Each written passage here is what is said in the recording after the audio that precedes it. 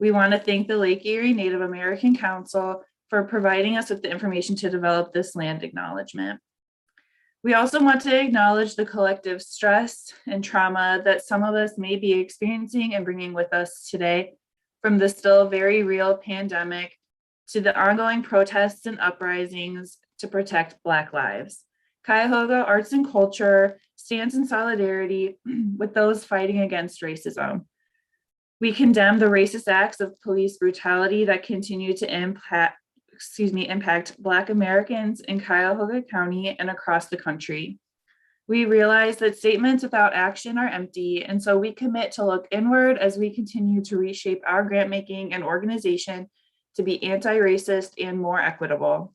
We recognize that the creation and perpetuation of racial inequalities is embedded into government and grant making, and we pledge to confront the white supremacy that resides in our work. To arts organizations led by and serving people of color and artists of color, we see you, we hear you, and we stand with you. We are here to learn, listen, and take direction against white supremacy. We invite organizations and artists to take action and connect with resources to advance racial equity in your organizations and communities. And of course, we thank everyone joining us today and who is part of CAC's work in moving toward racial equity. Next, I'd like to introduce our Executive Director, Jill Paulson, with some words for our panelists and applicants. Sure thing. Thank you so much, Heather. Thank you, all of our panelists and those of you watching online. I used to say when we would gather downstairs next door downtown to folks, don't be nervous when you're sitting in the studio. And now I'll just say, don't be nervous when you're sitting at home or in the office. We are here to support you and our team is cheering you on. My role today is super quick. It's to say thank you to the panelists, which I've done a couple of times now, but I want it on the record. I also want to shout out to my awesome teammates who are doing amazing work every day to make sure that we move this process forward and that we do it true to our values. Also want to give a thanks to our board and all of those in our community who support the work of our public agency. Panel is really important to what we do.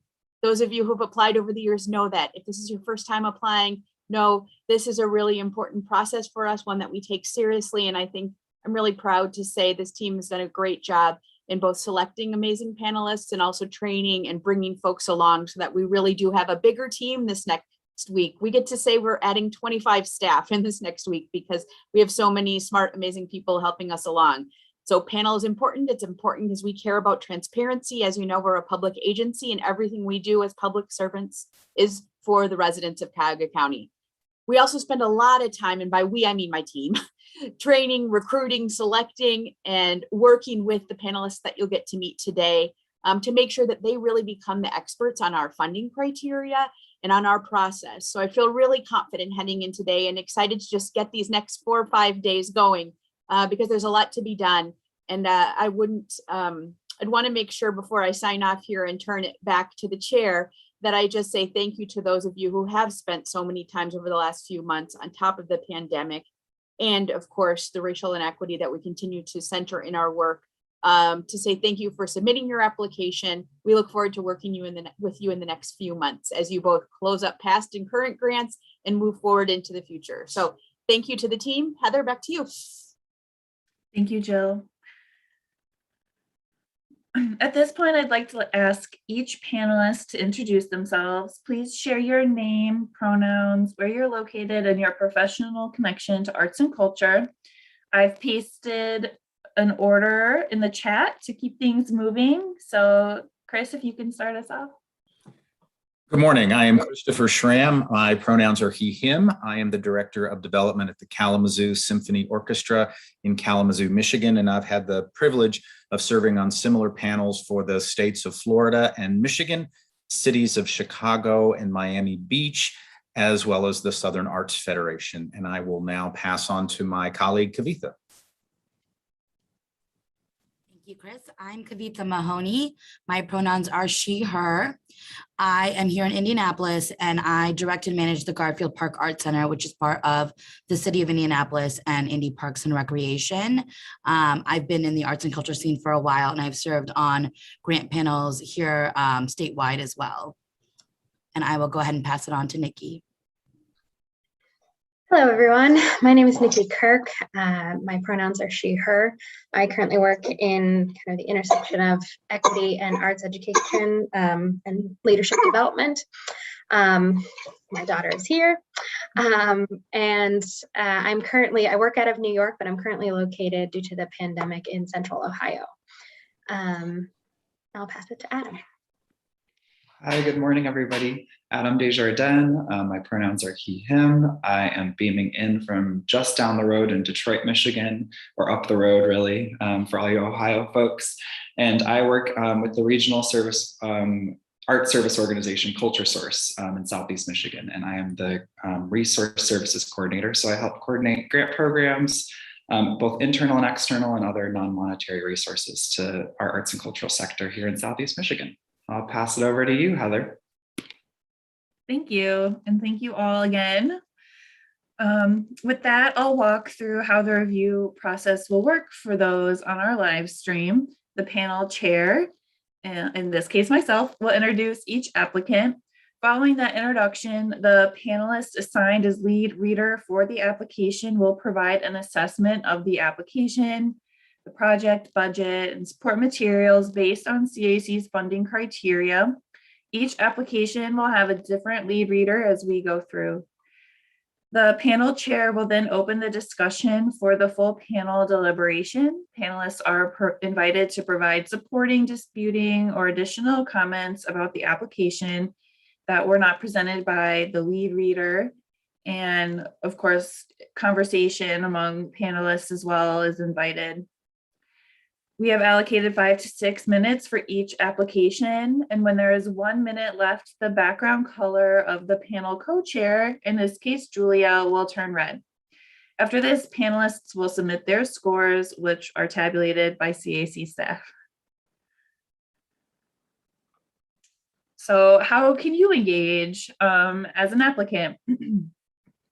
Please do not contact or address the panel directly in any manner during the deliberations, electronically or otherwise. If, as an applicant, you believe that a panelist has presented incorrect information regarding your application, you can complete an information correction form, which is available on our website, cacgrants.org, and within the audience guide.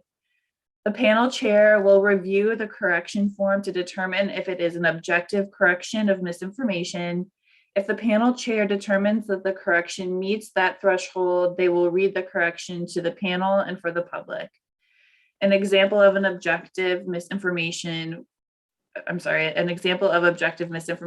would be a panelist misstating the number of performances detailed in the application. The information correction form is an opportunity to clarify what was submitted within the application, not to provide additional information. Forms that do this will not be read. After the panel is complete, CAC will hold an informal session for public comment on the grant program and the panel review process. This will happen tomorrow morning and is an opportunity for audience members to listen in there as well. You can also submit as an audience member a public comment to be read during this session by submitting on our website, again, using an online form at bit.ly/CAC-comment or by tweeting at CuyArtsC, CUYARTSC. The deadline to submit comments is again at the conclusion of project support panel deliberation on Tuesday, September 28th. Applications, scores, and panel comments are not discussed at this time. Now, if we're all ready, we'll get started with our first review. All right, so our first application is Aradhana Committee. Their mission is to advance Indian classical arts in North America. A 501c3 nonprofit corporation managed entirely by volunteers, They conduct the annual Cleveland Thyagaraja Festival, the largest and most respected South Indian classical arts festival outside of India. The festival began in 1978 in the basement of a rented Cleveland church with 40 people and now takes place at Cleveland State University, spanning 12 days, featuring more than 250 artists and approximately 100 performances with over 6,000 attendees. They are requesting $20,000 for the 2022 Cleveland Thyagaraja Festival, and the lead reader is Kavitha Mahoney. Thank you, Heather. So for the Aradhana Committee, their 2022 Thyagaraja Festival is their flagship event for the year, and they're celebrating their 43rd anniversary of this annual festival, which will feature over 80 performances of South Indian classical music and dance by both professional and amateur artists over a period of 12 days. Their professional performers include many celebrated artists in their respective fields, and their festival will also feature competitions and workshops for students of the arts. In terms of public benefit, I felt like this application was good. I do think that I would be interested to know more information on how they work with the community they serve in order to build the program and seek input from their community to build their program. They do mention that they welcome inner city schools and residents. So I wanted just a little bit more information on how they're actively reaching out to these audiences to involve them in the planning of the event as well as the evaluation of the event. I did note that they are reaching out via BIPOC publications to market the event and try to include more diverse audiences. In terms of artistic and cultural vibrancy, I also thought this application was good. They are working with many professional BIPOC South Asian artists mainly, employing over 100 artists and performers, and also allowing their participants and students exposure and access to these professional artists to build their skills, which I found was a strength in this application. Furthermore, I think the co-creation and collaboration between the peers and professional artists is also evident in this application. I would like to get a better sense of whether or not other local South Asian organizations or partners are also involved in the organization, as well as how this program has changed from previous years to ensure fresh programming since they're going into their 43rd year. In terms of organizational capacity, I thought that this organization is pretty strong. They've been doing this festival for several years and seem to have developed many partners and artists on this project. And I think that's all for my comments. I'll open it up to my co-panelists.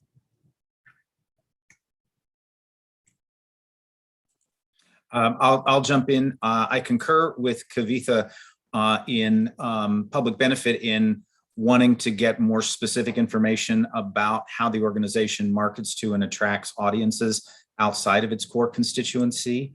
I did think that all of their supplemental materials were pretty impressive. It gave me a really deep and broad understanding of the organization and what they present in the project. Under organizational capacity, it would have been helpful for me if they had found an opportunity somewhere to explain why their 2022 budget is so much larger than their budgets from 2020 and 21. Was that just due to the reductions every organization in the country experienced during COVID? Was the 22 budget reflective of what a traditional budget would have been before we hit the COVID years? I would have found just a little bit of explanation about that useful in taking a look. But overall, I found the organization strong in each of the three categories. Yeah, I agree with what both Kavitha and Chris said. I believe, more reference to how they're actively engaging the community is necessary. And I thought some of the language used, for example, the term inner city instead of referencing directly the BIPOC communities that they serve, it would have been helpful to kind of enumerate exactly who those communities are. But on artistic and cultural vibrancy, I rated good, and organizational capacity as well. So I agree. Thank you. All right, thank you. If there are no additional comments, panelists can go ahead and submit their scores.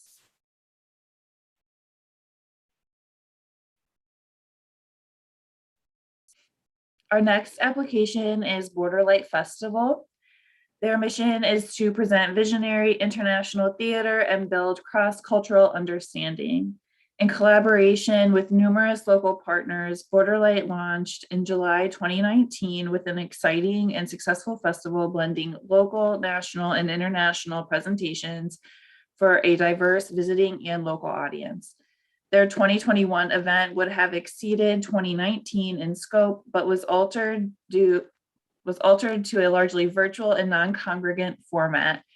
In 2022, they plan to return to their downtown footprint with another mix of foreign, local, and fringe artists. They're requesting $20,000 for BorderLight 2022 artist costs. And the lead reader for this application is Nikki Kirk. Thanks, Heather. So this project is for the BorderLight International Theater and Fringe Festival for 2022. To reference, they've done some work in engagement during the pandemic. They had to cancel their last festival, and so this is kind of a reinvigoration of that festival. They've grew in applications from about 50 to 200 applicants for the performances. And their aim and their goal is to make this a biennial event that is kind of the signature to Cleveland. It's a public event. They bring in international artists and have various program partners throughout the Cleveland and Cuyahoga County area. In terms of public benefit, I rated this application as good.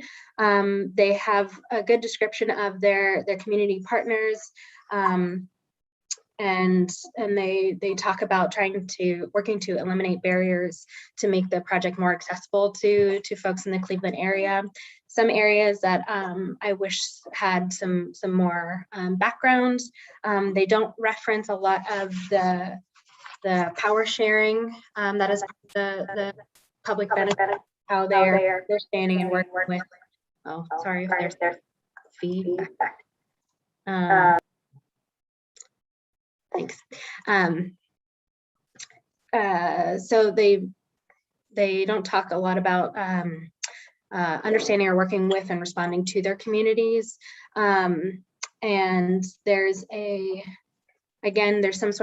some coded languages using urban audiences, non-traditional theater audiences. So I would have liked them to explain a little bit more about what those communities look like.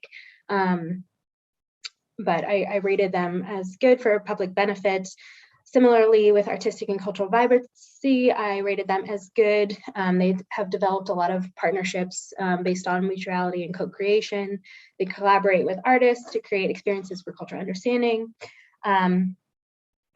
There's no reference to a reflection process or a racially diverse team, but in other areas of artistic vibrancy, they do showcase those. For organizational capacity, again, I rated them as good. They have a clearly stated goal, although they don't have a very detailed explanation of how that goal will be achieved. They have match funders in place and an appropriate budget. So I rated good in the organizational capacity area. And with that, I will pass it over to my co-panelists.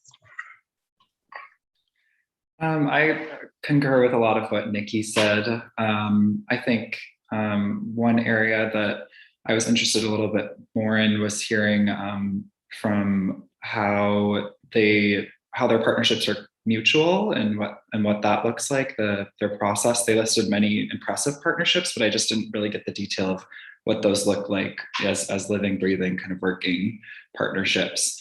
And I'll just add too that I thought their supplemental materials were really great. I really appreciated them linking to different aspects of their work, and I really thought that brought this application to life in a new way.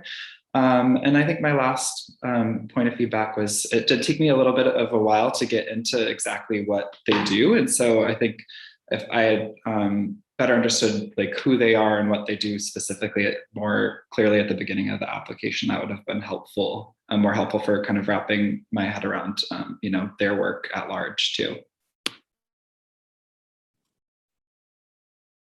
Thank you. Kavitha, any additional comments? I agree a lot with what Nikki and Adam have said. I do think it would be beneficial for them to delve a little bit further into their partnerships, as they did list that they have several organizations they work with. And similar to what Nikki said, kind of honing in on defining what those communities that they serve are. They'll say that they have targeted urban audiences, and I want to know a little bit more of what that means. Yeah, I agree with my co-panelists' comments. Thank you.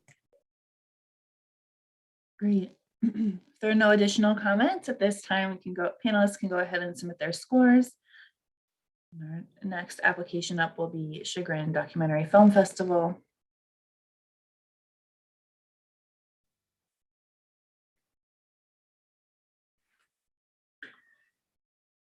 So Fever Dreams Productions, otherwise known as Chagrin Documentary Film Festival, is next. Their mission is to educate audiences and empower talented filmmakers to tell their stories. The Chagrin Documentary Film Festival is a 5-day celebration of the art of documentary film at venues in and around Century Village of Chagrin Falls, Ohio. The inaugural festival was held in October 2010, welcoming an audience of 1,900.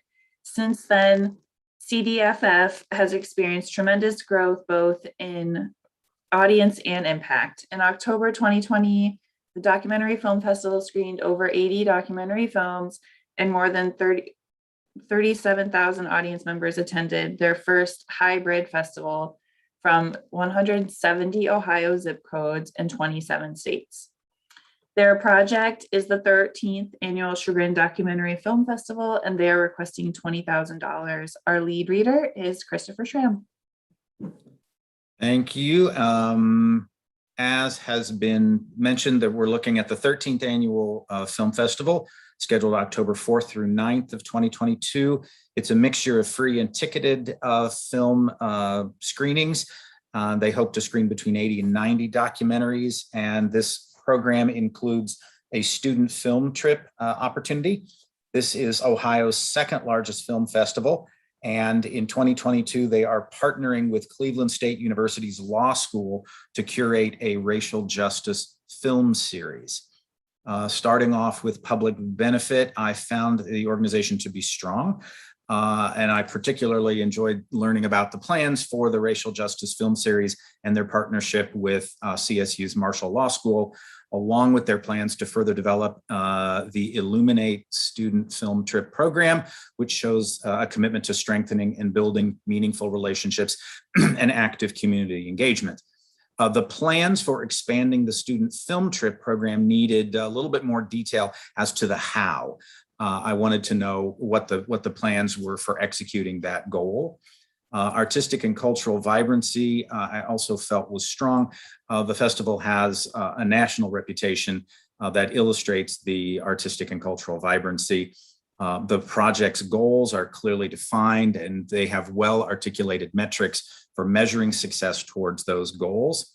And in organizational capacity, I also felt they were strong, but I would suggest that using the optional narratives within the data arts report allows an organization to share details and explanations about swings and lines from one year to the next. I'd encourage the organization to use those in the future. Although the attached link to the festival program was a broken link, I was able to find it on their website. And the two Vimeo links that were festival previews for 2 previous years did show the excellence of programming along with the diversity of their programming. They didn't take the opportunity to upload any support materials. And I think that was a missed opportunity to give of the panelists an even deeper view of the organization. And that would conclude my comments.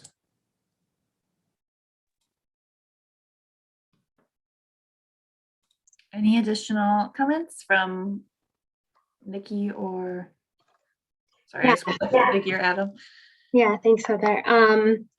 Yeah, I agree with Christopher. I think both in organizational capacity and artistic cultural vibrancy, I rated this application as strong as well. In public benefit, I rated it as good. The only areas that I wanted some more definition were in kind of how they continue to engage and encourage inclusivity within community. They stated that they did, but I just wanted some more detail there. And then, you know, I appreciate the racial justice film series. I think that's a really interesting component. I would have liked more information about how they engage BIPOC communities outside of that specific racial justice film series in terms of the entire project. But I rated that component as good. I'll just agree with a lot of what Nikki and Chris mentioned, and also highlight, I really, thought their artistic vibrancy was strong in the way that they are helping build the capacities of local artists, and then also putting those artists on the same kind of playing field as national and international filmmakers. I think that's just really great to see. And I think their commitment to that really shined throughout the application. And I think also just on the organizational capacity front, it was really, I was very impressed by, their diverse revenue and also their just ability to mobilize a rather large volunteer corps. And thought that they did a really great job of showing what they've been able to do, how they do it, and where they're really going for this next year or two. It felt very clear on the kind of past, present, and future, which was really strong. Great. If there are no additional comments at this time, panelists can go ahead and submit their scores.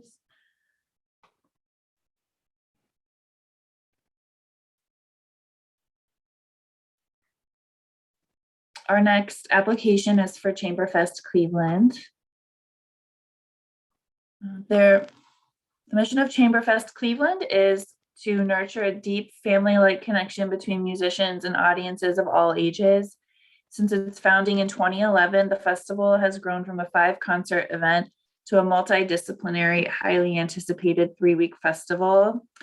ChamberFest Cleveland is known for musical excellence and assembling the finest classical musicians in the world every summer in Cleveland, as well as a genuine sense of camaraderie and community shared among artists and diverse audiences.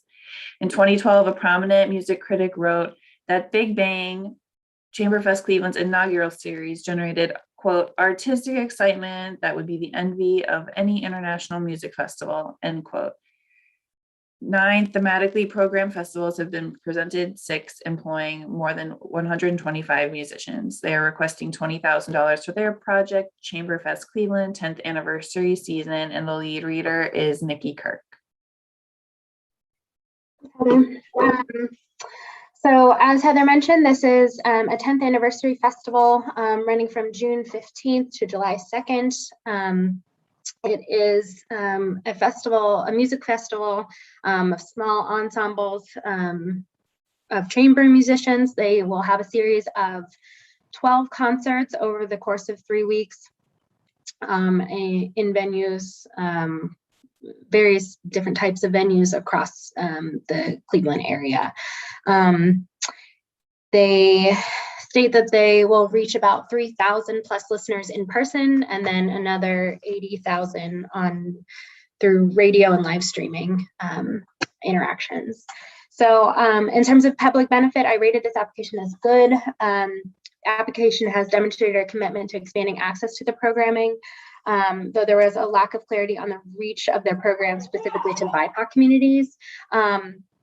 even though this increase was referenced. They stated they have an absence of all barriers to classical music presentation, both real and perceived, which I think there's a bit of a discrepancy in full understanding of what those barriers may be, because especially to classical music, there's some barriers that we can't even determine. A background of how those barriers were determined would be helpful, and the communication with their communities about how those are assessed would be helpful.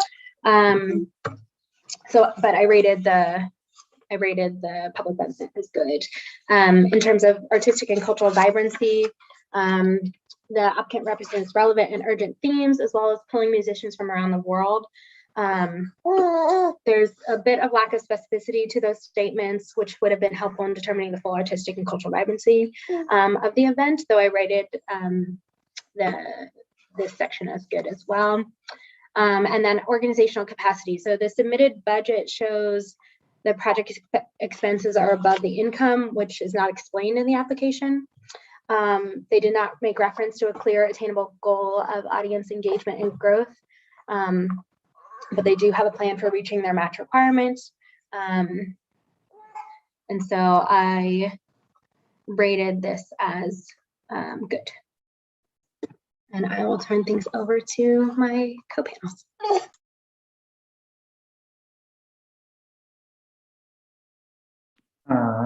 I thought, I thought it was impressive to see like how they're learning about their audience and what their plans are and goals for that. I think, it's very clear that they have learned from, the cancellations and reschedulings of the past year, and are really thinking and trying to strategize around what hybrid public programming looks like. And so it was nice to see that and mentioned throughout the application, and which really, I think, gave good insight to how they think about who they're working with in the public and how they do that. I think one thing I wanted a little bit more of to hear about their artistic and cultural vibrancy was just about, how they are working with local artists, and the data surrounding there. They mention it, but I just felt like it wasn't really getting a good sense of how they're building the capacities of these artists. And then I think, I think I was mostly just excited about, their capacity to grow and continue to build this new hybrid model for their work. And I think they did a good job of giving a little bit of insight into their process. I'm excited to see where they go with that. Thank you. Kavitha, any additional comments? I think Nikki and Adam covered most of the comments that I also had. And, I agree that I would like to know a little bit more about the artists and musicians they were working with for their artistic and cultural vibrancy, as well as for their public benefit, as well as kind of defining some of those audiences as well. So thank you. Thank you. So there are no additional comments. Panelists can submit their scores, and our next application will be City Music.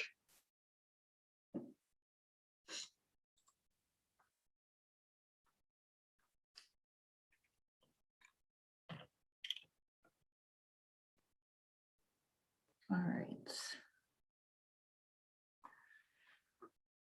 CityMusic Cleveland is a professional chamber orchestra founded to perform free concerts throughout Northeast Ohio. Their mission is to develop audiences and build communities through the arts by presenting the finest quality performances of classical repertoire, eliminating the twin barriers of high ticket prices and unfamiliar venues, and working with neighbors to enrich the cultural offerings of their communities. Founded in 2004, CityMusic Cleveland has carved a distinctive place in the cultural life of Northeast Ohio.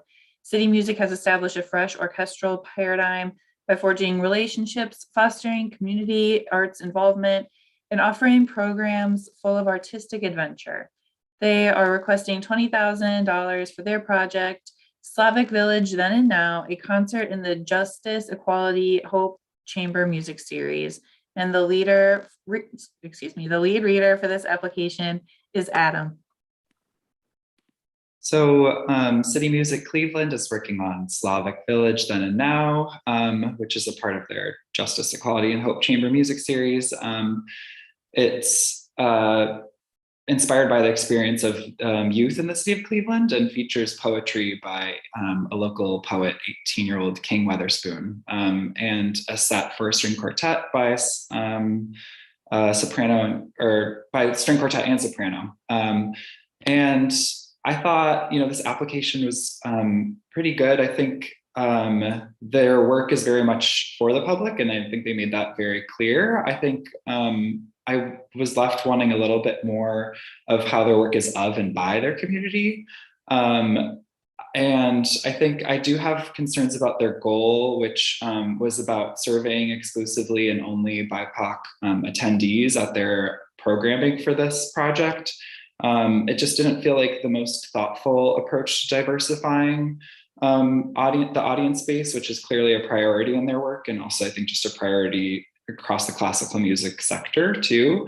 So I think that I would have appreciated a more detail and maybe a more kind of diverse, fleshed out approach to the ways in which they're thinking about diversifying their audience.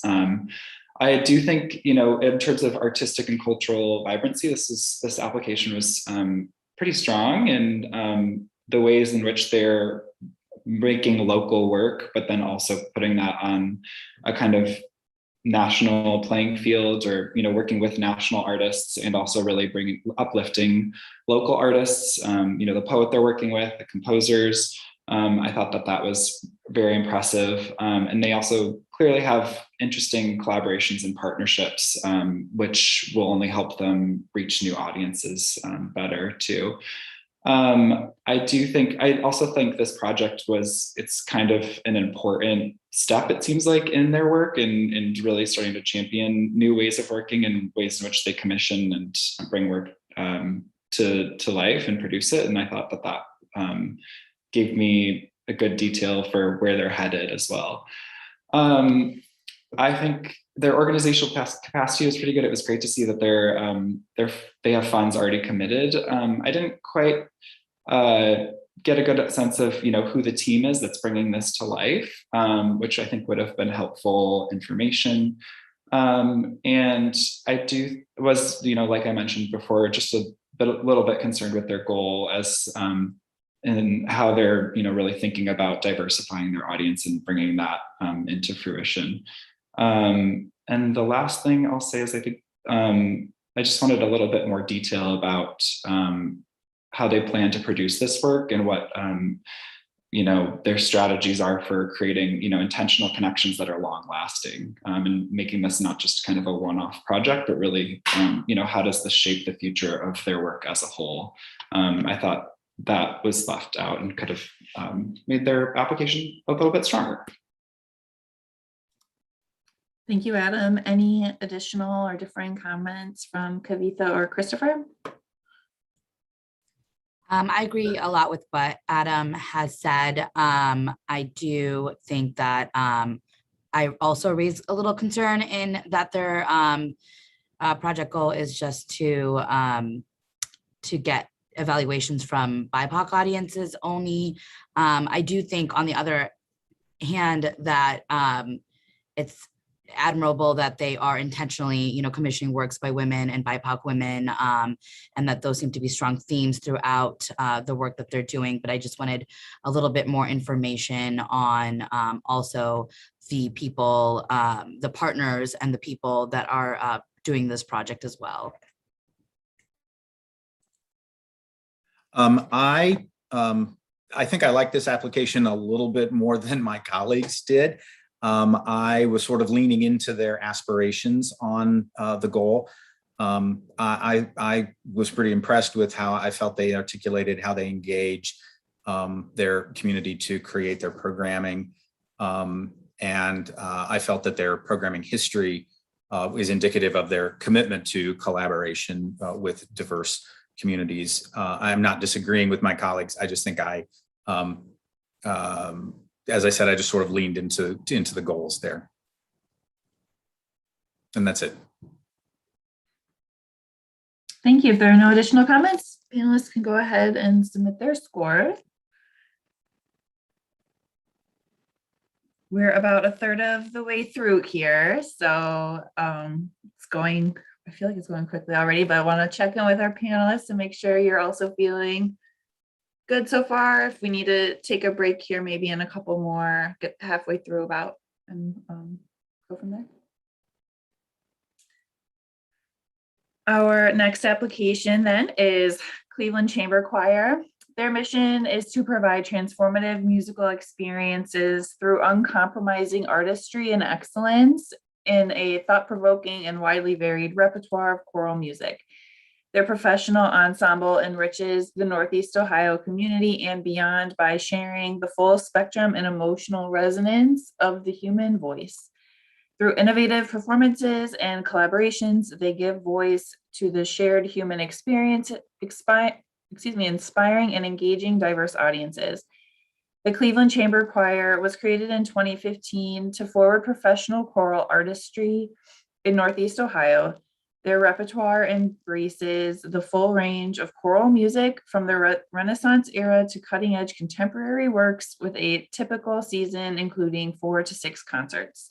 They are requesting $12,306 for their project titled Cecilia's World.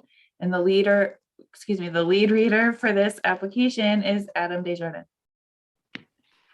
So Cecilia's World,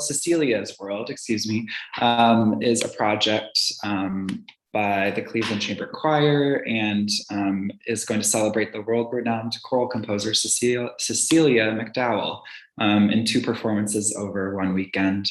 It's a commission to write for Cecilia to write new choral work and perform a selection of her music along with works that have inspired her.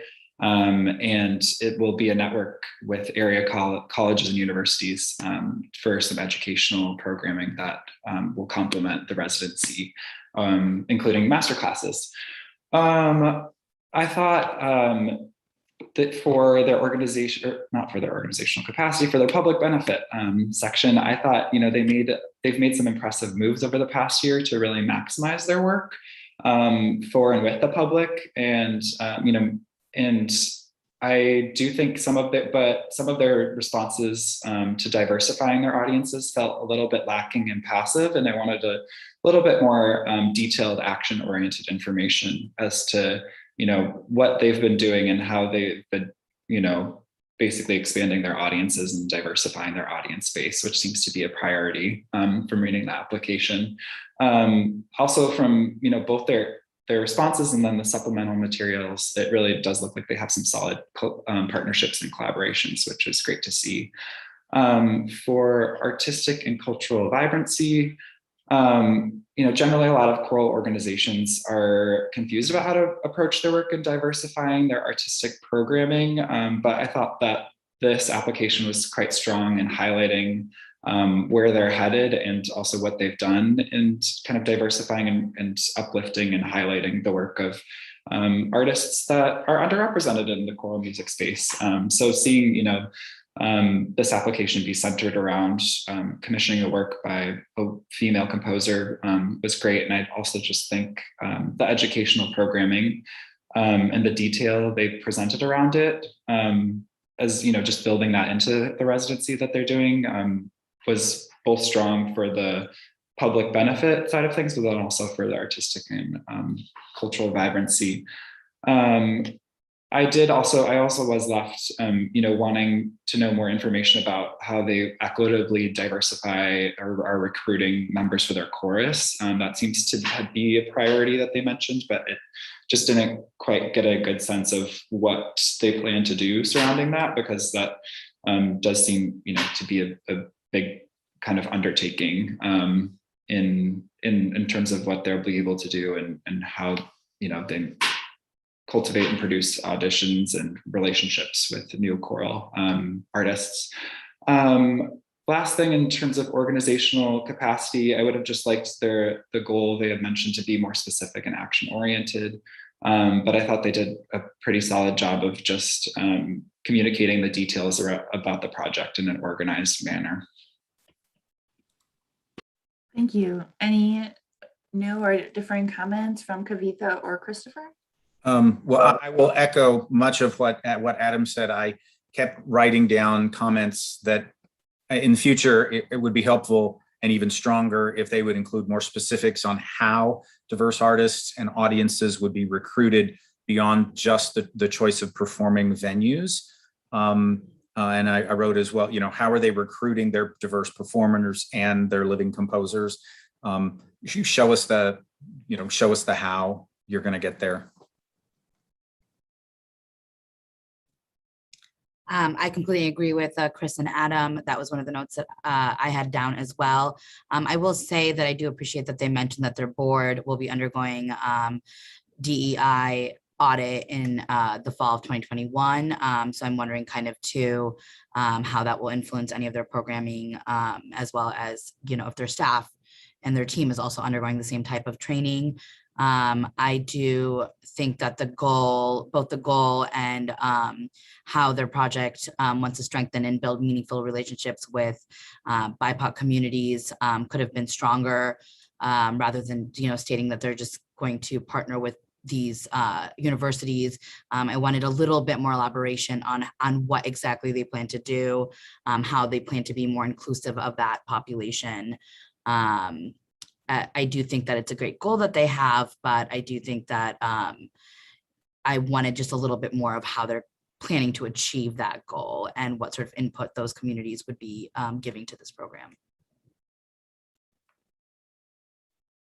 Thank you. If there are no additional comments, panelists can go ahead and submit their scores as we prep for our next application, Cleveland Chamber Music Society.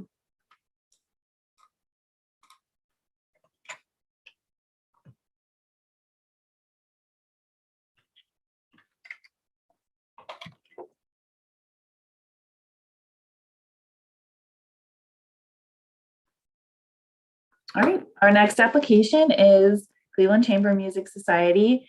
Their mission is to promote, foster, and encourage the culture, study, and playing of chamber music by means of concerts and other programs of all kinds beneficial to the educational and cultural welfare of the community of Greater Cleveland and its vicinity.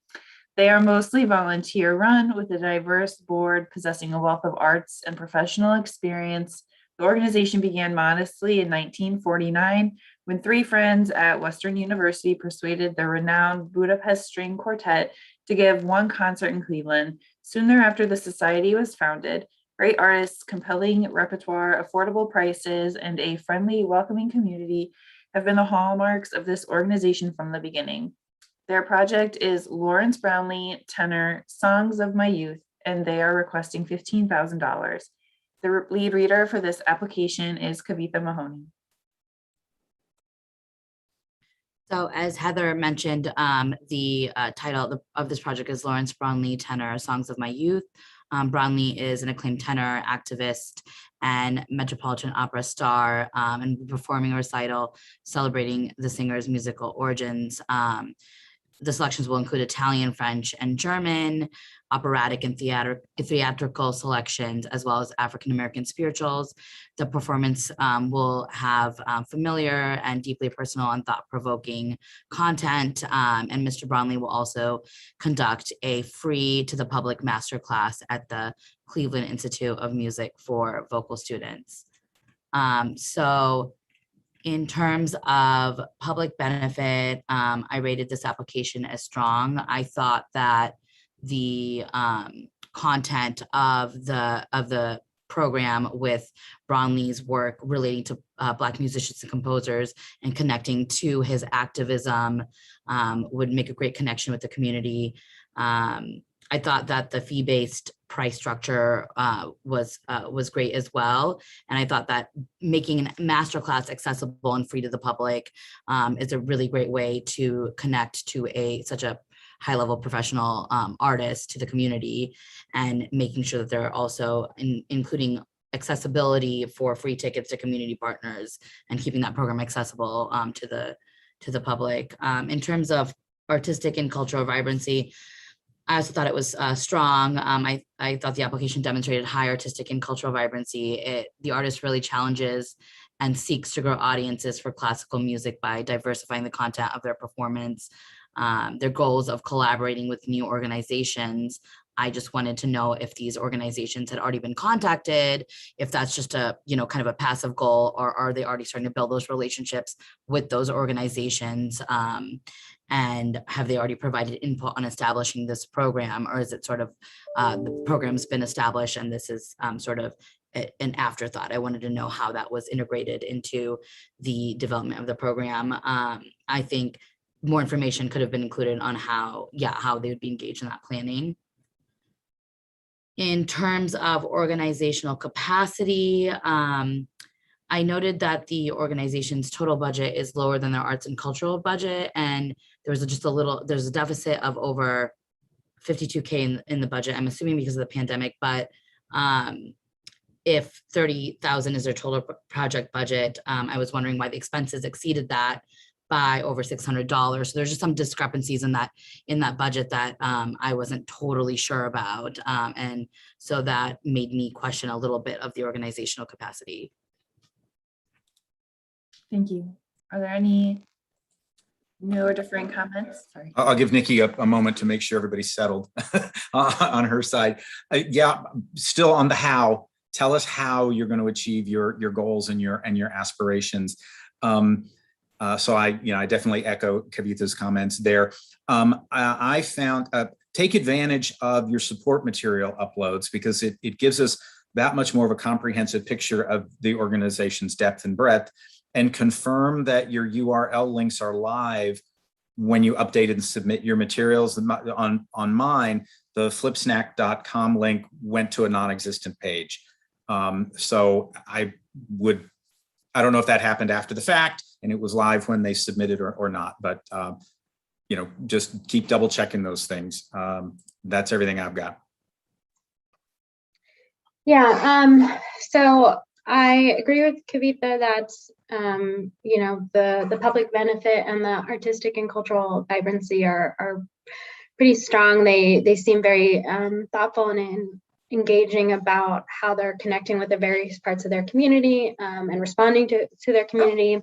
I thought it was great that they were offering these master classes for free, to kind of building on that, preparing professionals for rewarding careers in the arts, and that it seems clear that they're using equitable principles to engage their diverse artists, and they have very engaged partners.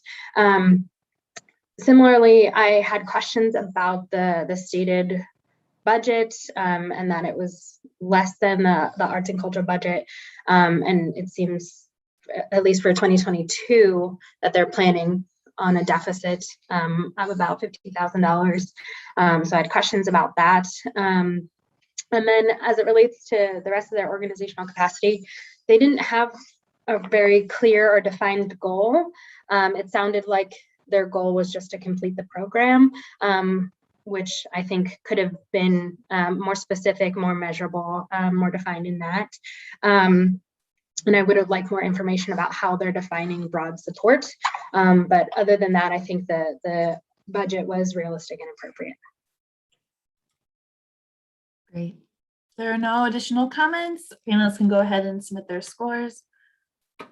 And our next application up will be Cleveland Cultural Gardens Federation.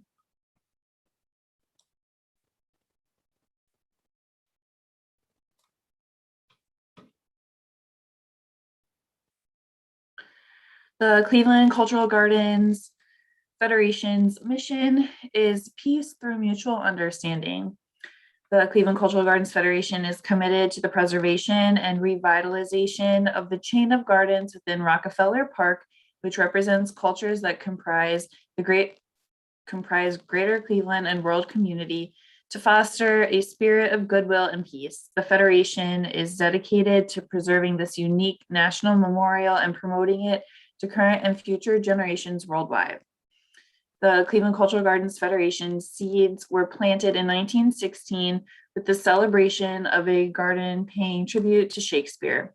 City leaders were then inspired to honor cultural icons from other countries. As of today, 33 gardens have been developed with 9 more planned. Their project is One World Day 2022, and they're requesting $20,000. The lead reader is Christopher Schramm. All right. Again, their project is One World Day. Will be held on Sunday, August 28th in 2022 in the gardens themselves, which are in Rockefeller Park. Free to the public, the day celebrates more than 40 different countries and their cultures, features food, music, and dance curated by the leadership of each of the more than 30 countries that are represented in the gardens, plus an additional 10 or more additional countries and cultures. The event includes a naturalization ceremony for new citizens. Across the board, I felt that this was a strong proposal. And I thought they did a solid job of explaining how the organization partners with its resident country gardens, which represent its community at large. And by allowing the individual garden leadership to curate their own programming for the festival day, and make their own decisions on what to present, that's indicative of how they are engaging their communities in the work that they are doing. This organization has been around for 100 years. So they've, if you've lasted that long, you've got a pretty solid organizational capacity, and their finances seem solid. They could make a little better use of their supplemental material attachments.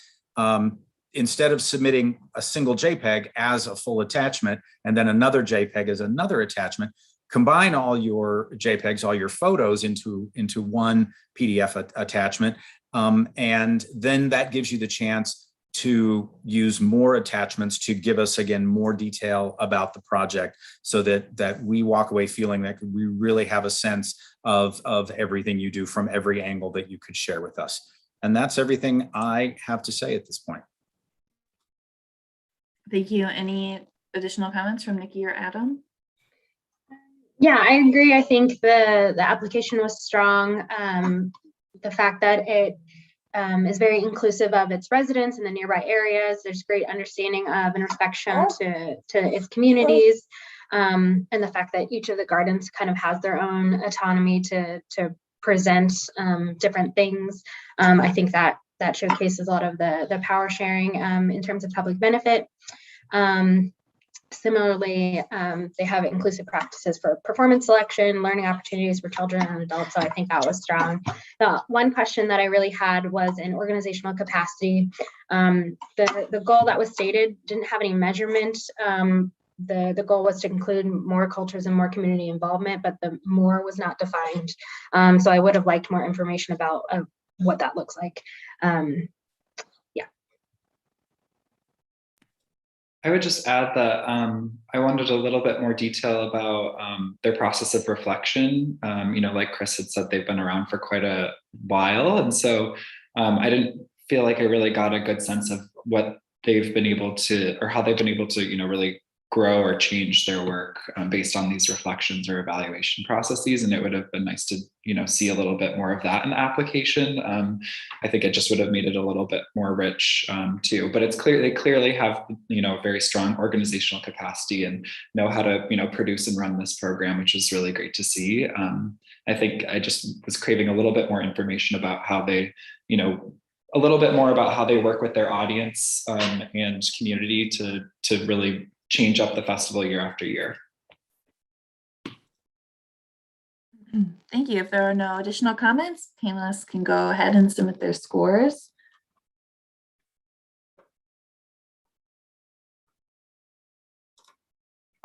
Our next application up here will be for the Cleveland Print Room.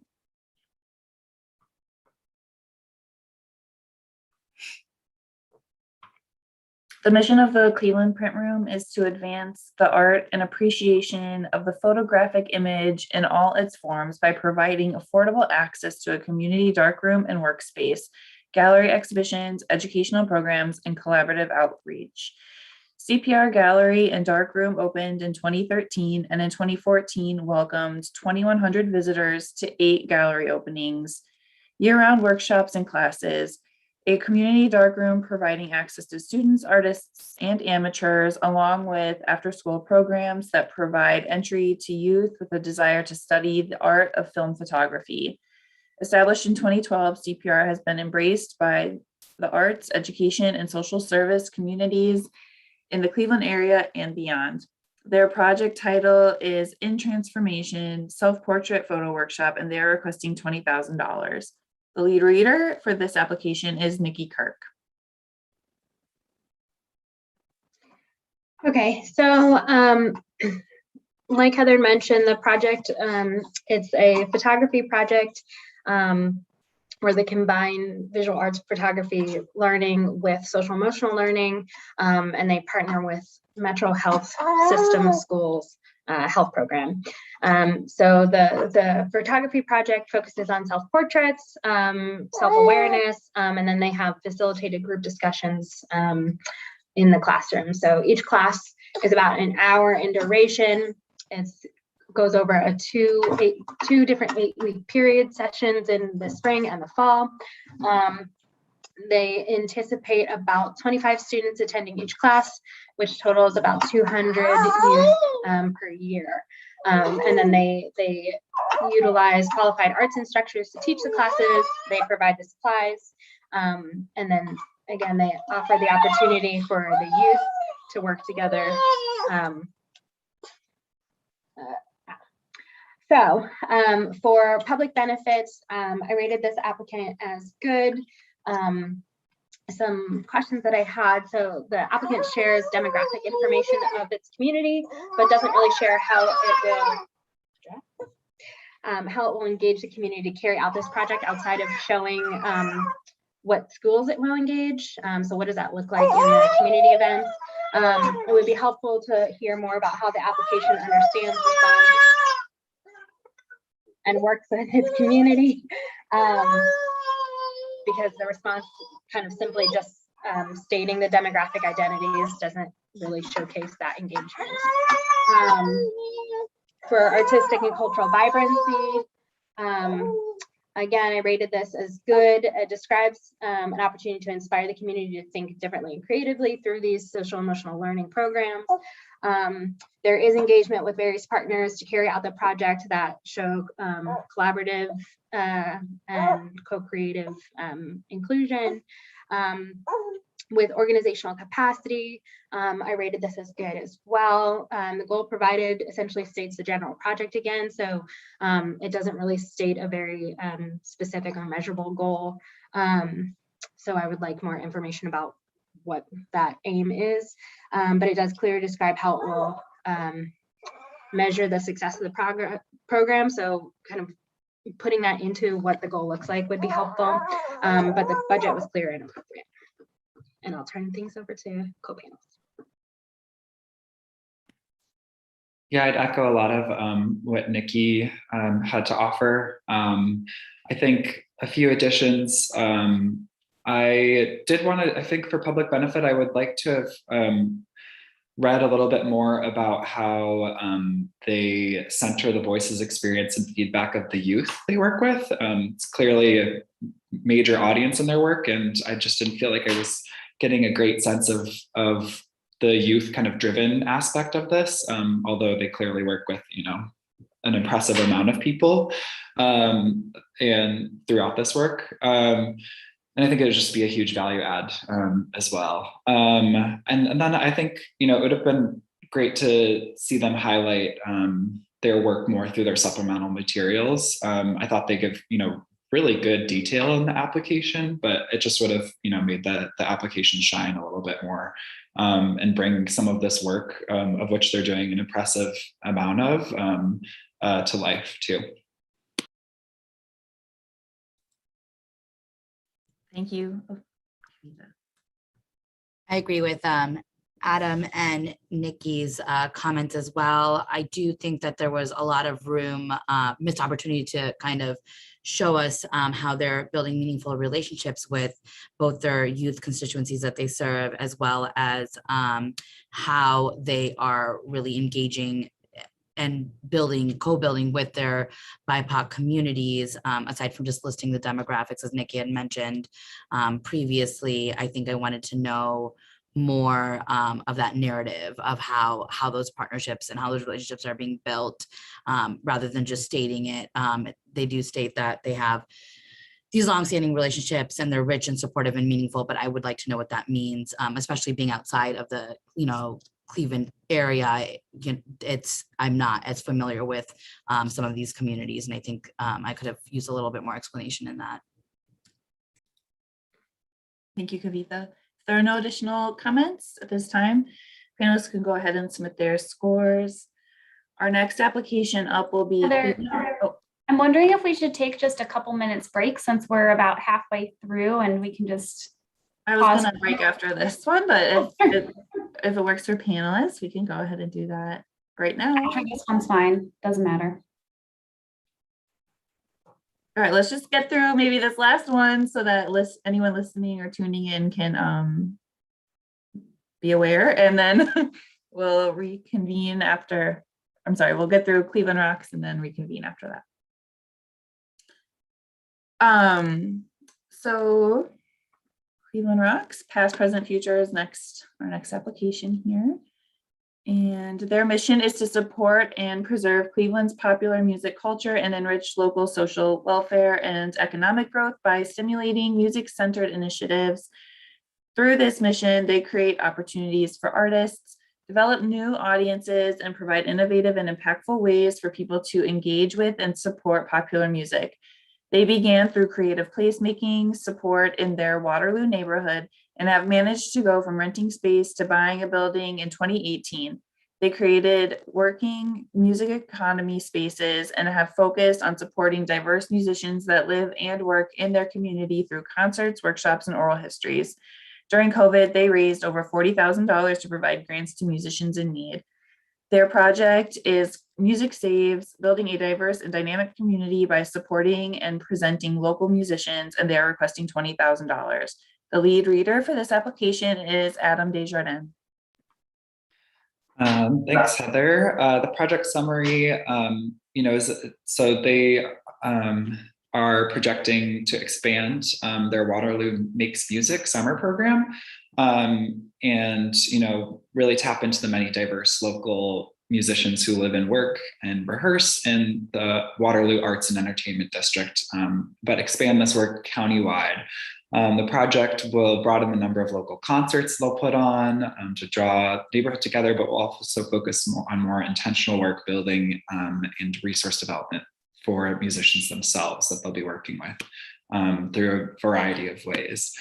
I think for public benefit, it's very clear in this application and their work at large that they are going above and beyond to support musicians locally and building their careers just beyond even just their placemaking or festival or presentation of concerts work, which is great to see. I think the anecdotes about what they've been able to do during this time when live music was really just kind of offline was also really impactful.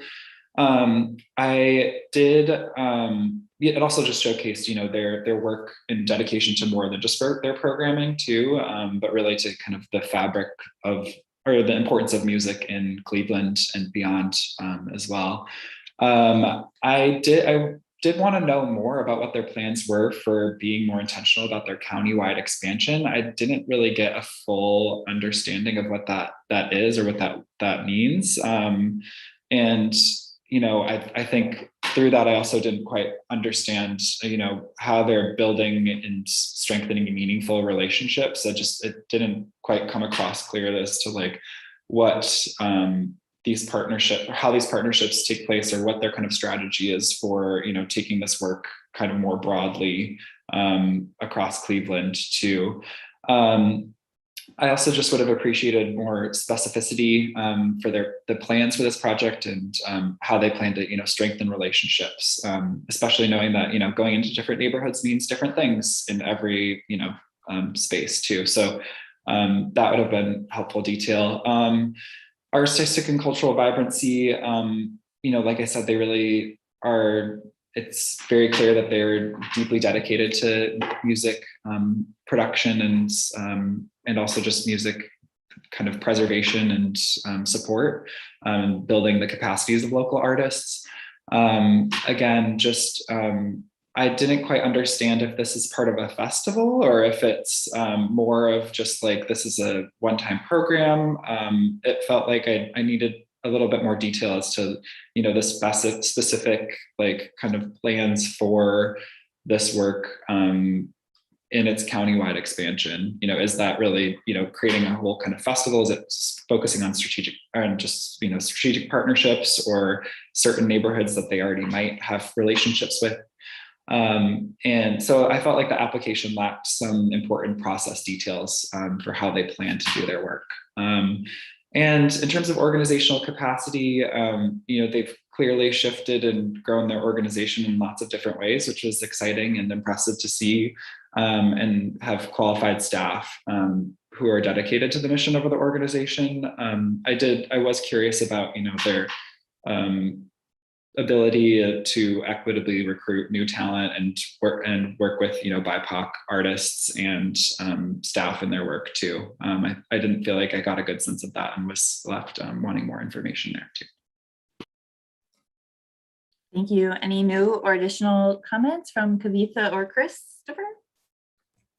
I think I agree with a lot of what Adam said. I will note that I do think, in terms of artistic and cultural vibrancy, it's clear that they really do have their musicians and artists as key partners and a focal point in this application. But they also do state that there are other community besides these emerging and established musical artists is also their audience that's enriched by these musical performances and live concert experiences.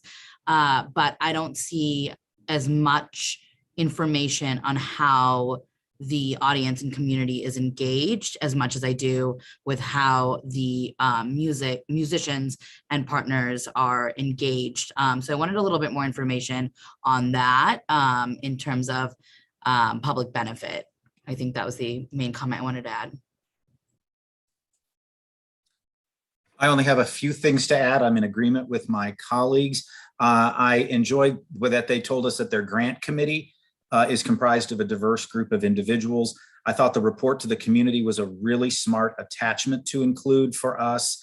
I did want some more explanation in their data arts report, such as why was there such an enormous positive, congratulations, swing in individual giving from FY19 to FY20. That's all. Thank you. Panelists can go ahead and submit their scores, and we'll take about 10 minutes here for a break. Our next application when we return will be for Detroit Shoreway Community Development Organization. And panelists, if you step away, please stop your video and mute. Thank you.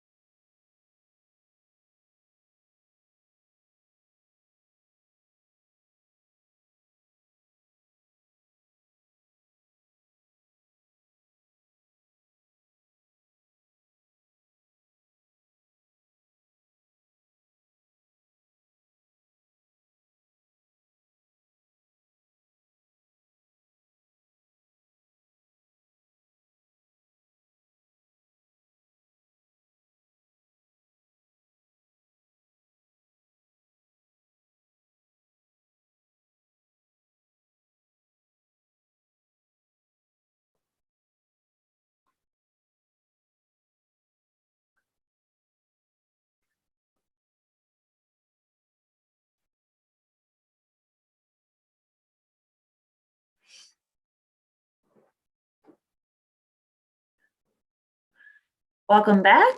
Our next application here is for Detroit Shoreway Community Development Corporation.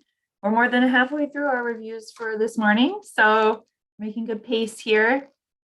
The mission for Detroit Shoreway is through collaboration to guide the physical, economic, and social development of the neighborhoods it serves toward an improved quality of life. Detroit Shoreway Community Development Organization acts as a catalyst for community building, resulting in a diverse, sustainable, and desirable neighborhood in which to work, live, play, and shop. They believe in the importance of urban neighborhoods to the future of our region, maintaining racial and economic diversity, representation of diverse people and opinions, and the power of everyday people to shape their own neighborhood.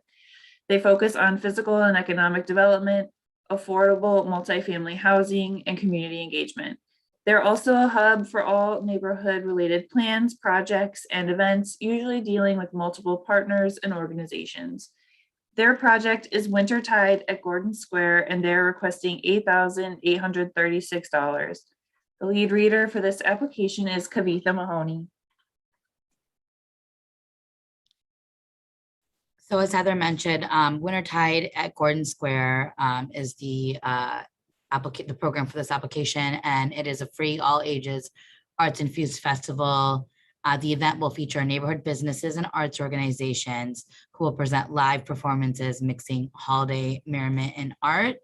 And there's some goals to connect visitors and residents to the arts and businesses in the Detroit Shoreway neighborhood. And it will include special screenings, pop-up performances, live theater, spoken word. There will be fire pits for s'mores and hot chocolate, and patrons will be encouraged to shop and explore the district. There will also be kids activities, including children's activities, crafts, and face painting. And after the festival, they invite attendees to stay in the district for dinner, performances, or movies. So in terms of public benefit, I did have some concerns. They indicated that their planning process begins by evaluating feedback from attendee surveys, community members, and the Cleveland Public Theater, but it seems like they engage a lot of their local businesses and organizations in the area. So I was wondering also if they would be getting feedback from them to use in the planning process as well, since it seems to be a very neighborhood-centric program. I was also wanting to know if they were going to share with their partners their goals of engaging artists of color and residents of color in the activities, so that, you know, the businesses and theaters that are also contributing to this program in the area would also plan to contribute to those goals. I just wanted to ensure that some of these DEI goals were being shared among all contributors to this program. And that wasn't completely clear to me here. I know that they stated that they share power with their residents by evaluating artistic performances and providing opportunities to celebrate their winter holidays together. And I wasn't sure what their winter holidays meant.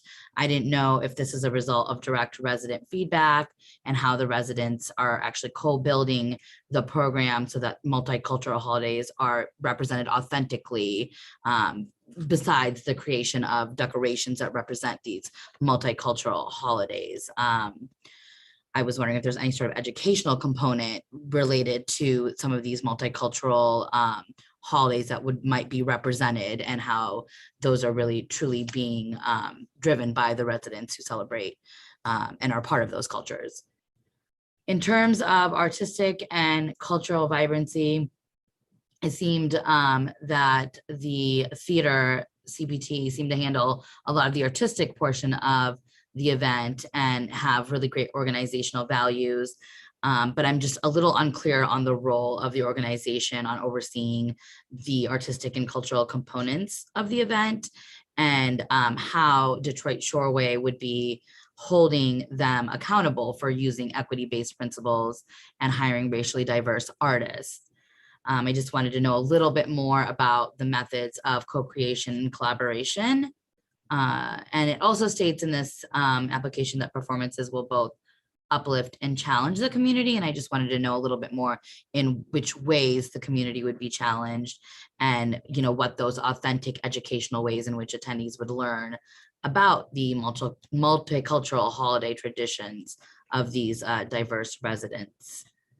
In terms of organizational capacity, most of the application materials were fairly clear, but there was a discrepancy in the amount that they listed for their grant amount requested. In their project basic section, it was listed as 8,836, but later it was listed as 9,849, and I wasn't sure what the actual amount was. There were just some discrepancies there with the budget, and I wanted to make sure that that was accounted for properly. And I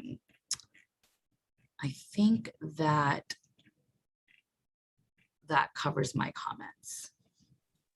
Thank you, Kavitha. And just a reminder, if you could use the language of the scoring framework for each of the funding criteria as well. So if you scored public benefit as strong or good, just sharing that as part of your review is helpful for anyone who might be following the live stream.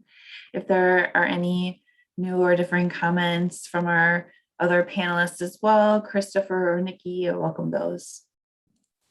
I would share quickly that I think they missed some big opportunities to back up their narrative of how they serve diverse communities with the support materials. Again, it was just JPEGs and a link to the website. And there's a direct link to the website in the organizational overview at the top of what we're reviewing. It would have given us a lot more depth about the organization. And I didn't get a clear sense of how the participating artists and the community is engaged beyond what the narrative states as the goals and plans. And here's where the supplemental materials could have showed us the how and the actuality on top of the goals and aspirations that were written in the narrative. Yeah, I agree with what was said.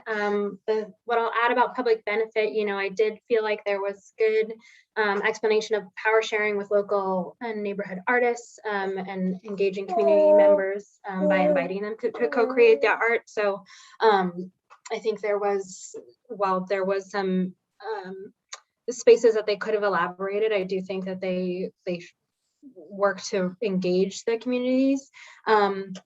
As far as artistic and cultural vibrancy, I struggled because I felt like the responses were hard to assess. They were fairly vague.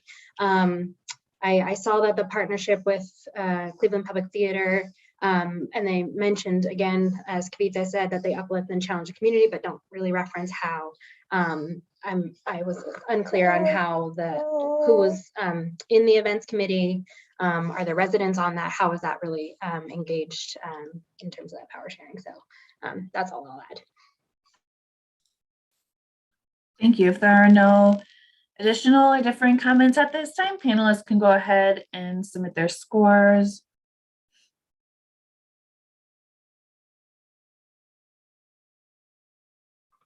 Our next application will be for Downtown Cleveland Alliance.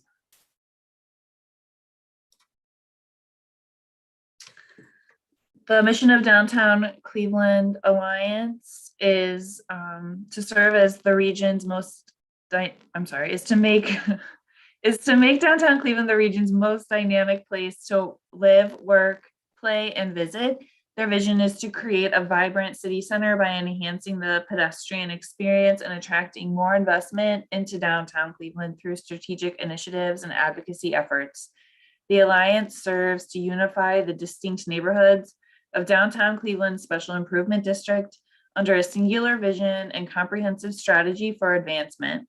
In continual collaboration with its neighborhood-based partners, the Alliance convenes a diverse array of downtown stakeholders, including city and county governments, civic and arts organizations, residents, young professionals, and business leaders and property owners. They're requesting $20,000 for their project, Cleveland Juneteenth Freedom Fest, and the lead reader for this application is Christopher Schramm. So Downtown Cleveland, Downtown Cleveland Alliance's project is the Cleveland Juneteenth Freedom Fest, which will be held on Saturday, June 18th, 22, on public mall spaces in downtown Cleveland. This will be a day-long outdoor festival with numerous producing partners and a large number of exhibitors and performing groups, and a stated goal of collaborating with other Juneteenth celebrations throughout the Cleveland and Northeast Ohio area. In public benefit, I found them to be strong. I think they do a solid job of describing how they will partner and share power with their community. I think they've presented a well-articulated knowledge and description of their community, and the expansion of its partner group to include the Tri-C Jazz Fest shows how it is continuing to grow and expand its impact. I hope their project goal of partnering and supporting all local Juneteenth celebrations turns out to be as fruitful as they plan. Since this is the organization's stated project goal, I would have liked to have had at least one attachment or link that showed me what the specific plan was on how they will achieve that goal. What other organizations or festivals have they begun conversations with? What will be the specific actions to achieve that goal? I found their artistic and cultural vibrancy to also be strong. I think they're expansive in how they describe artistic and cultural vibrancy, going beyond just the artists involved in the day to include local businesses and vendors and other community groups. I found them strong in organizational capacity. Project revenue and expenses for FY20 as listed on the project basics form in 22 do not match what is listed on the data arch report. So that was a little bit confusing. It also kind of makes me question the veracity of the income and expenses that they've listed for 21 and 22. But I did appreciate their narratives in the data arch report. But I'm just a little bit concerned about the discrepancy in that reporting. And that's everything I have to share. Any differing or additional comments from our other panelists, Nikki or Adam? I agree that the public benefit and artistic and cultural vibrancy were strong. The only thing I'll add in terms of organizational capacity, I thought that the goal they shared was more of a community goal than a project goal. And so I would have liked more specifics about kind of the aim of the project if the goal is to incorporate other Juneteenth celebrations, kind of enumerating that, and like Christopher said, talking about a plan of how they're going to fully incorporate that. I'll just echo everything that Nikki and Chris said. That covered a lot of my comments. I did think, their supplemental materials really made their application sparkle and, showed the energy of the festival, which was really great to see. Also just under artistic and cultural vibrancy, which I thought was really strong. It was great to see how they really share power and have mutual partnerships and really lean into the expertise from those partnerships too, notably with Karamu House and the Tri-C Jazz Fest. It's just very clear that this is a very mutual partnered project, and it came across very clear within the application that they really value and lean into various expertises of their partners, which was I thought made the application very strong. Great, thank you. There are no additional comments at this time. Panelists can submit their scores. Can I have a minute before we move on? Yep, take your time.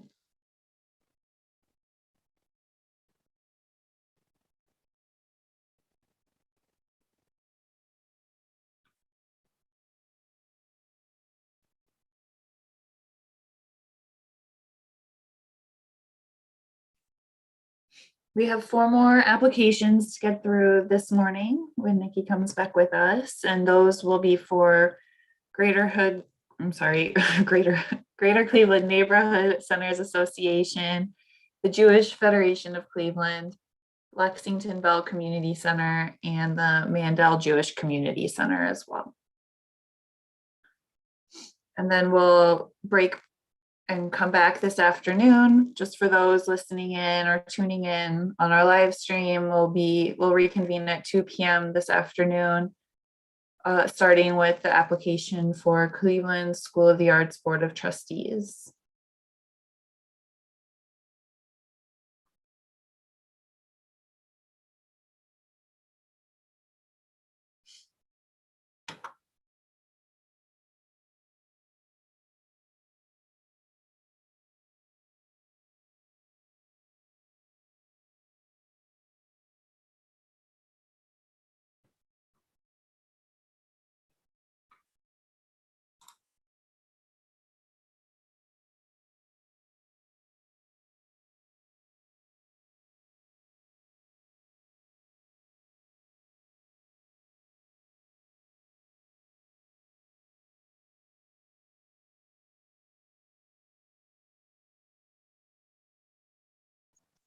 Thank you. Sorry about that. No problem at all. Okay, so we'll get started here with the application for Greater Cleveland Neighborhood Centers Association.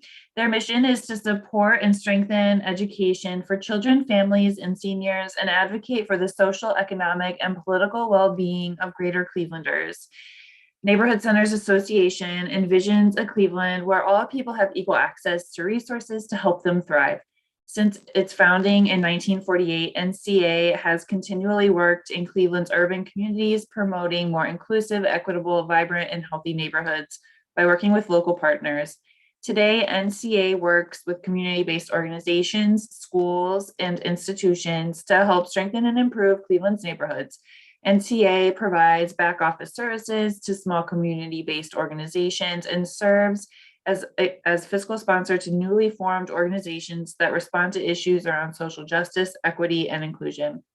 They're requesting $20,000 for their project, Visual Perspectives, Our Community, and the lead reader is Nikki Kirk.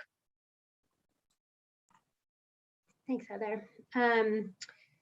So like Heather mentioned, the project is a photography project. It provides 22 photography classes to youth in grades 5th to 12th, as well as to families and older adults, with the entire project lasting about 8 to 10 weeks.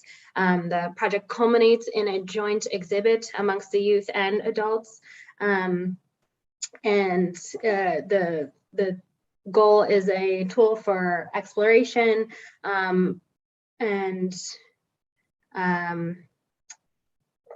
yeah, so I scored for public benefit, I scored this as good. The things that I'll say about it is that the applicant does not really enumerate how they work with or respond to the community, or how they share power through understanding or demonstrating knowledge of their community. They do demonstrate that they're open and accessible to the public and implementing their program in various sites.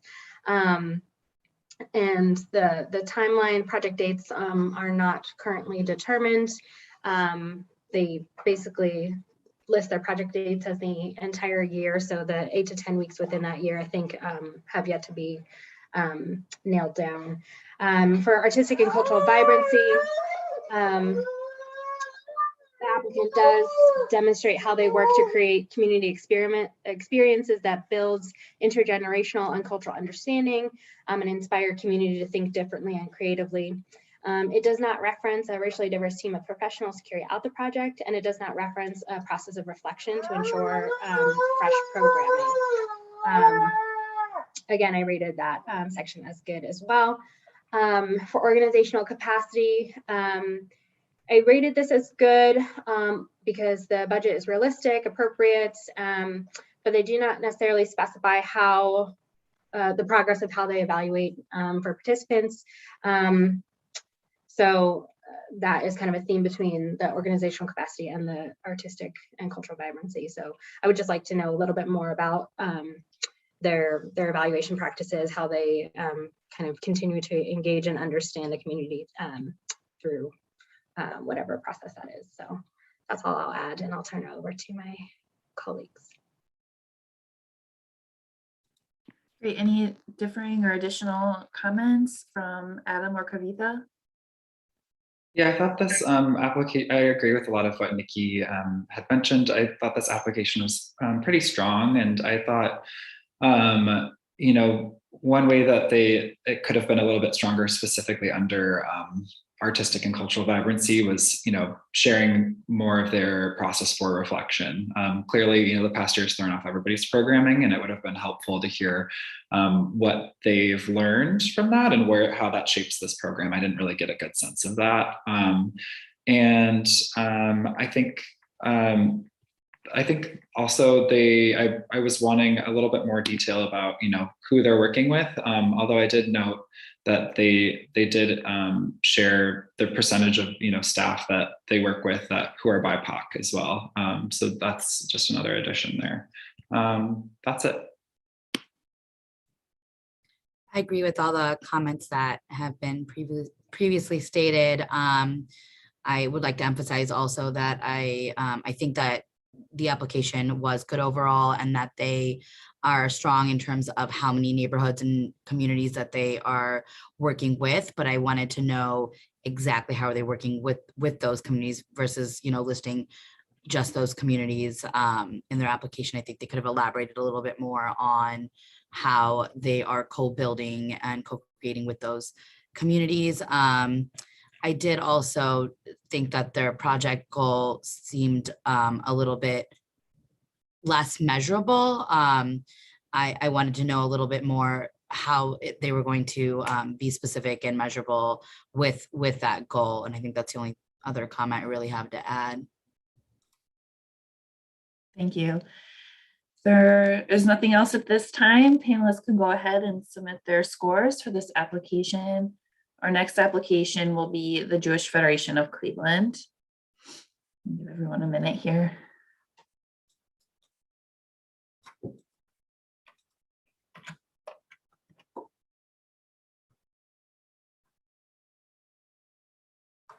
All right.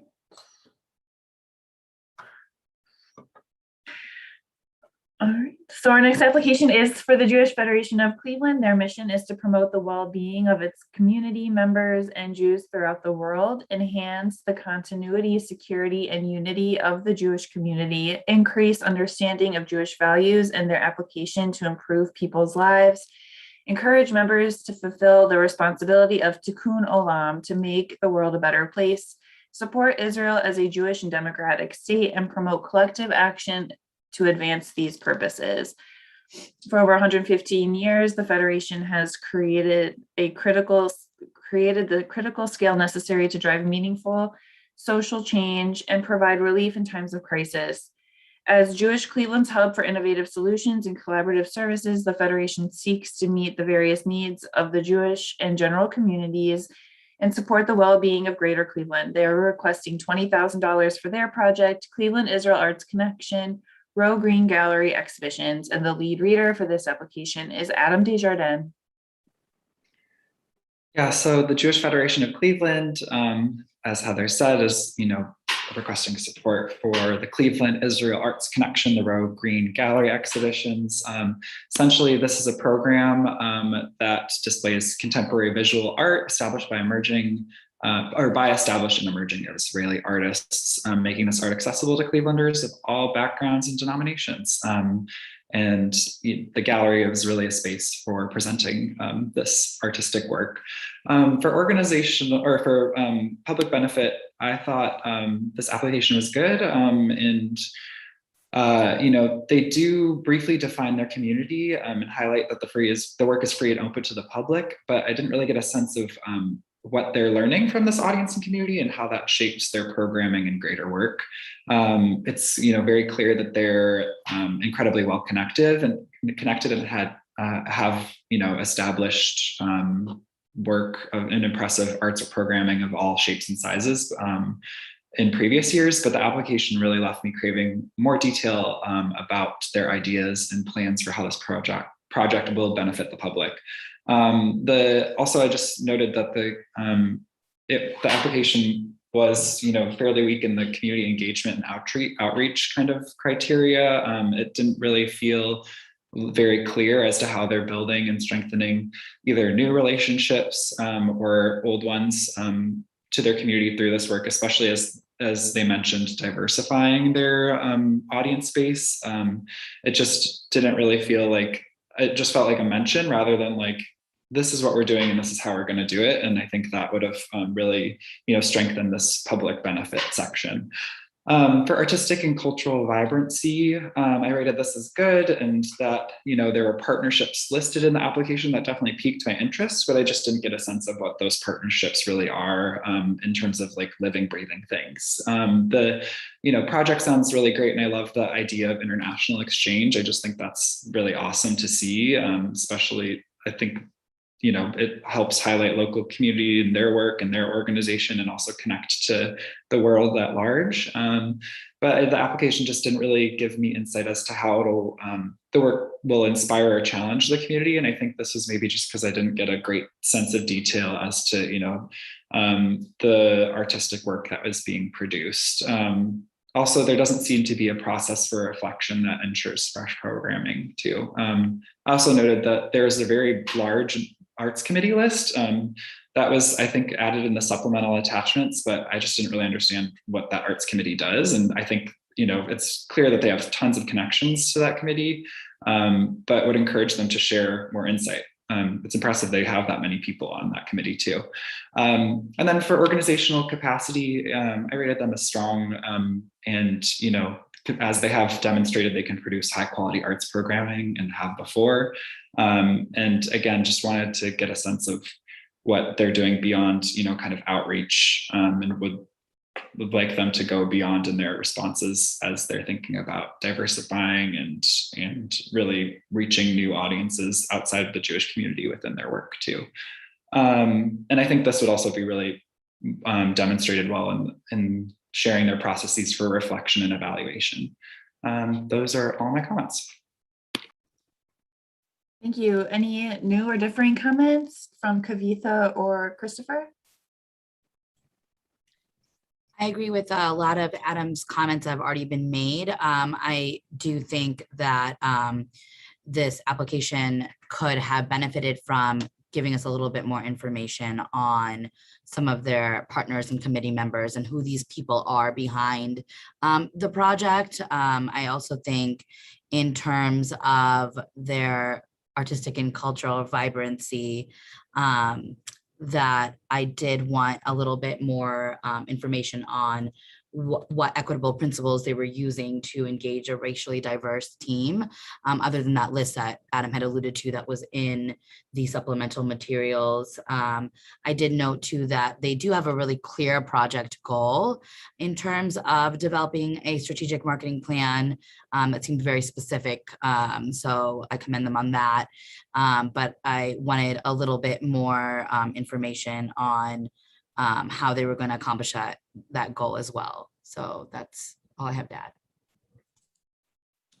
The only thing I would add, other than being in agreement with my colleagues, is your supplemental materials or the URL links you're allowed to share is an excellent place to put in some of those how statements, how you're going to achieve things, specifically the stated plan of working with the Cuyahoga Arts and Culture to reach out to BIPOC communities. I did like the additional supplemental materials, and I felt it gave me a lot of strong information about the depth and breadth of the arts program. Thank you. If there's no additional comments at this time, panelists can go ahead and submit their scores. We'll move through our last two applications of the morning here.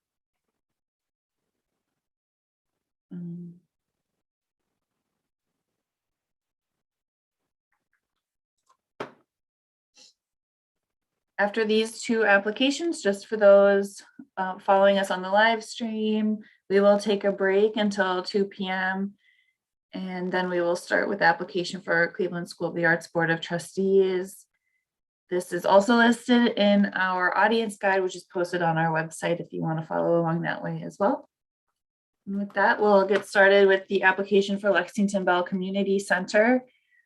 Their mission is to strengthen, advocate, and empower the community through the delivery of quality social, educational, and recreational services with an emphasis on families and children.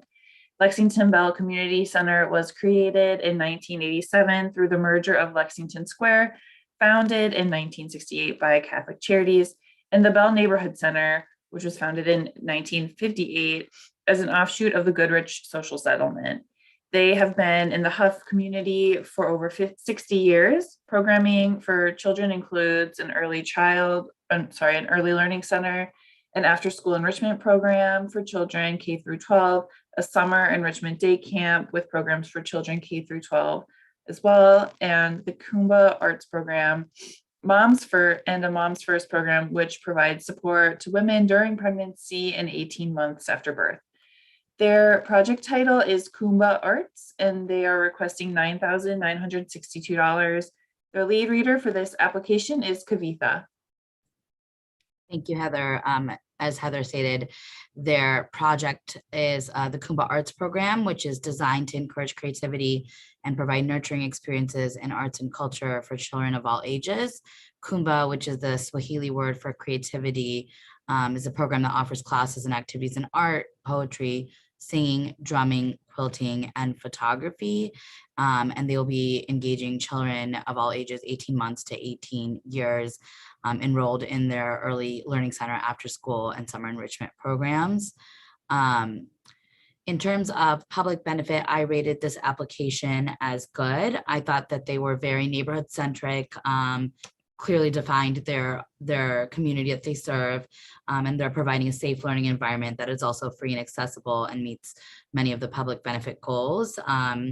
They seek getting feedback from parent surveys, but I think if there's a way that they can also evaluate or get feedback from their students that they're serving, as well as any instructors or partners involved in the program, I think that would be beneficial to helping build and ensure that they're reflective and in building fresh programming year after year. And I know that they also listed that they engage about 75 youth for their students, but there was also some public programming that the parents and community members could come to as well. So I didn't think they were giving themselves enough credit for the amount of people that they're truly serving beyond those students. They are reaching these parents and community members through the monthly family art nights and showcases that they had described in their application.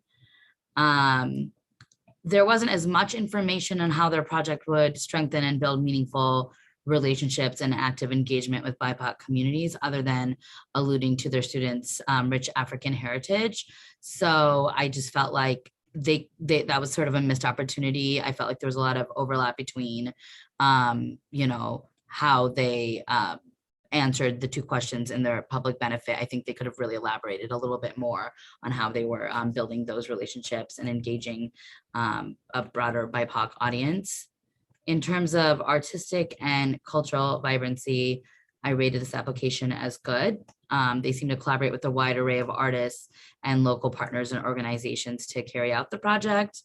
And like I said earlier, it would still be beneficial in the application to know more about these partners involved and how they're co-creating and collaborating with the organization to create the program, and to build that sort of cultural understanding to ensure that fresh programming.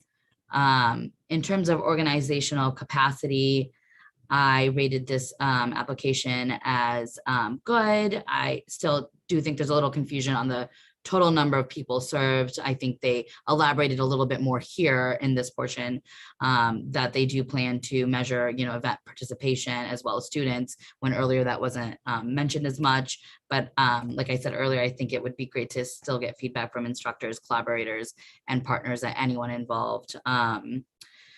And there was a little discrepancy. They said that they plan to use the grant funds on artists and culture professionals, but their asking amount and their expense amount kind of didn't match on that. And I'm assuming that they'll supplement that from matching sources, but I kind of just wanted a little bit more information about that, since retaining and providing diverse professionals is a goal. And that's all I have for this application. Thank you. Any new or differing comments from Christopher or Nikki?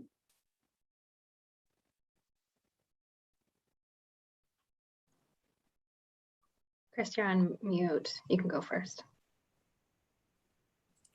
Okay, I sort of muted and unmuted at the exact same time. The only thing I would add to that is that I would have liked to have seen one of the supplemental materials or one of the URL links give me more details about the programs that are within the project. How often do they meet? Within what months do they meet? How many young people are in each of the different programs? I didn't get a clear sense of how those fit within the programming year. That's it. Yeah, so the one thing I'll add, I agree with a lot with what was said. I think for public benefits, I think the description could have been more detailed. It felt like for the two public benefit questions, there was very similar narratives written.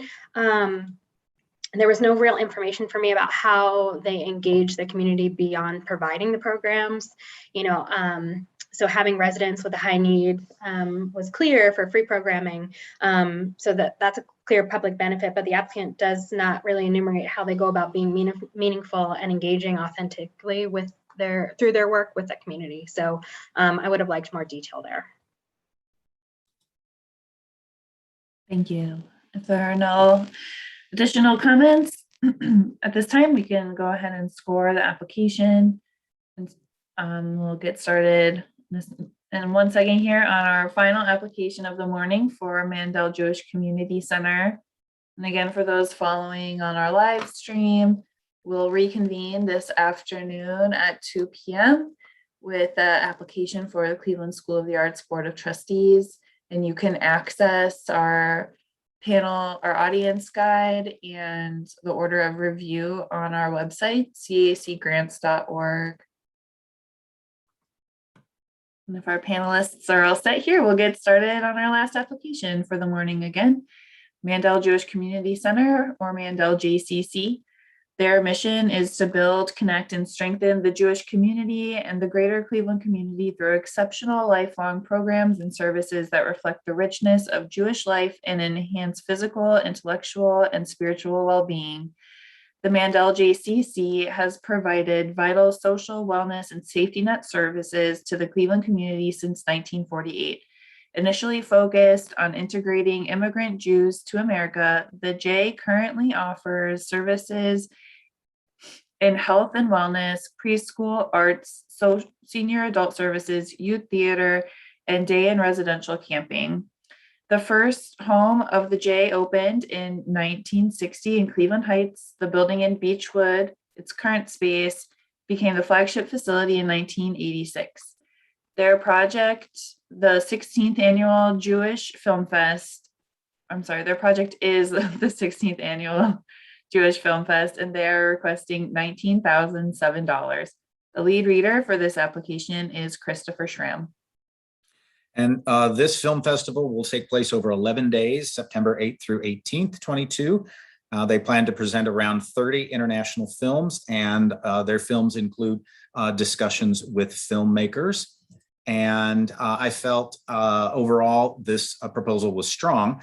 In public benefit, which I felt was strong, I think they have demonstrated by their past programming that they value and share power with their community, given their 30-member volunteer film screening panel and their partnerships and committed relationships with within the BIPOC community.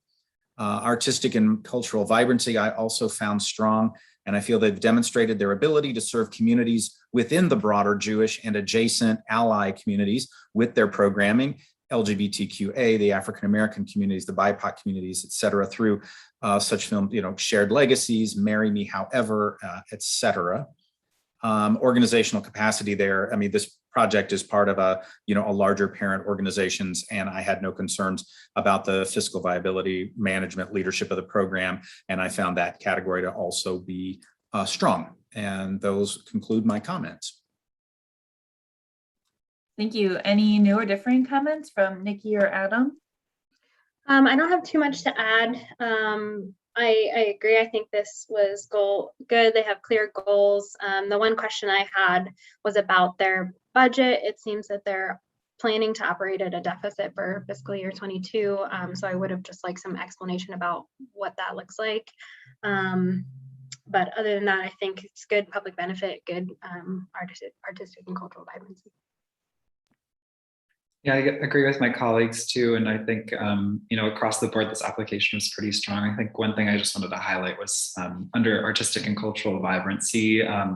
I thought it was particularly strong, and they did a great job of giving examples about and context to their work, and who and how they present specific filmmakers, really are looking at the kind of mission of the festival from a very intersectional way. And I thought that that was just really compelling and really made the application pretty great.